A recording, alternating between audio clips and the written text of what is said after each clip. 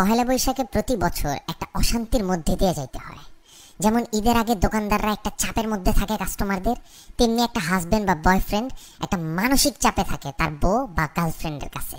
এমনই একটা গার্লফ্রেন্ড যখন তার বয়ফ্রেন্ডকে পহেলা বৈশাখ নিয়ে কথা বলে তখন, জান একটু আসো না, কথা আছে। বলো। আচ্ছা বলো তো, কোন শাড়িটা সুন্দর, এইটা না ওইটা?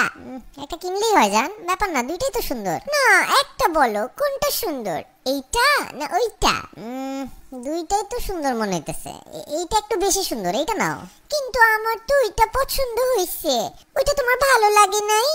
বাবু একটু কাজ করতেছি বাবু, সারাদিন কাজ করছি, এখনো কাজ করতেছি, আমার মাথায় তো কাজ নিয়ে একটা টেনশনের মধ্যে থাকে না, দেখতেছো না? তোমার যেটা ভালো লাগে সেটা নাও, জিজ্ঞেস করছো বলে দিছি। কিন্তু তুমি যেটা বলছো ওইটার তো দাম বেশি, আর আমি যেটা পছন্দ করতেছি এটা ওইটার থেকে একটু কম দাম। আরে বাবা যত দামই হোক নাও না বাবু, ভালো লাগলেই নাও, দাম দিয়ে কি, যেটা ভালো লাগে ওইটা নাও। বলো না কোনটা